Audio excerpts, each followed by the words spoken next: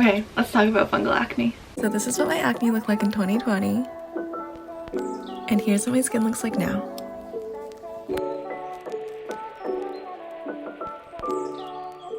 So the first thing we're going to tackle is what is fungal acne. Alopecia folliculitis, also known as fungal acne, is essentially an overgrowth of yeast, and this is naturally occurring yeast on our face or body. It causes hair follicles to get inflamed, and then that's when we see those little bumps. Fungal acne is usually uniform in size and shape.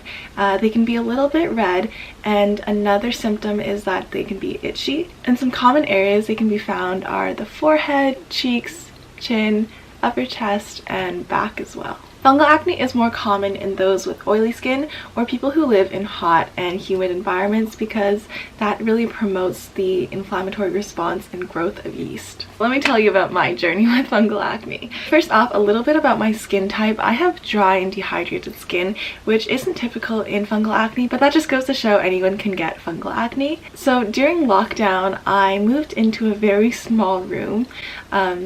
It was actually a closet, but I slept on the floor of a closet and my skin took a toll on that. I think the environment really promoted my yeast overgrowth, and so I developed these little bumps everywhere across my forehead. I didn't get it on my cheeks or my body, but it was just centralized around my forehead, and I had no idea what they were. I thought they were whiteheads or blackheads, and so I would go and squeeze at them.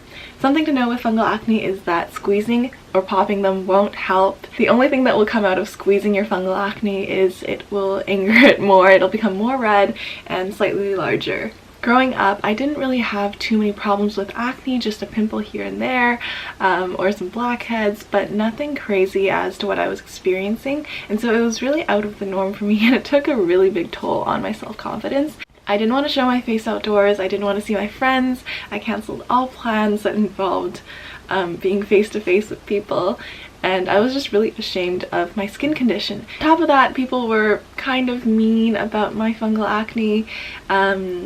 Someone was shocked that I had such bad acne for someone who ran a skincare Instagram. If you don't follow me on Instagram, I run a skincare page, and the norm for skincare influencers, I guess, is that they have beautiful, flawless, glowing skin, which at the time I did not. And so that comment made me feel really bad because I felt like an imposter. And when I tried to explain my yeast-caused acne, a lot of people responded with disgust that I had yeast growing on my face, but this yeast is naturally occurring. Everyone has it. Mine was just inflamed. Next, let's talk about treatments. The most effective product I used at the beginning of my journey is the Nizoral anti-dandruff shampoo, and the key ingredient here we're looking for is that 2% ketoconazole.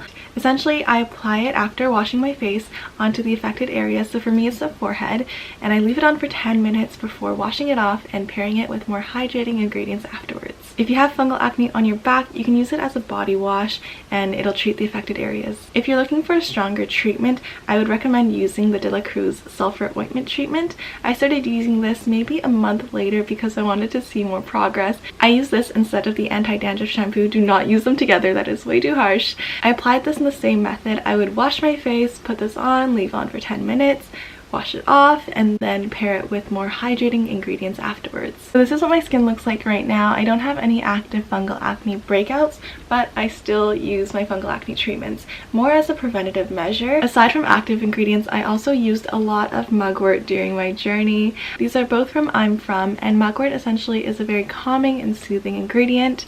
This is their mask, and I would use it whenever I get acne breakouts or whenever my skin is inflamed or red. This mask almost instantly soothes and calms down the redness in my skin. And then on the daily, I would use the mugwort essence to calm and soothe my skin. I really like this product. I think this is my 4th or 5th bottle.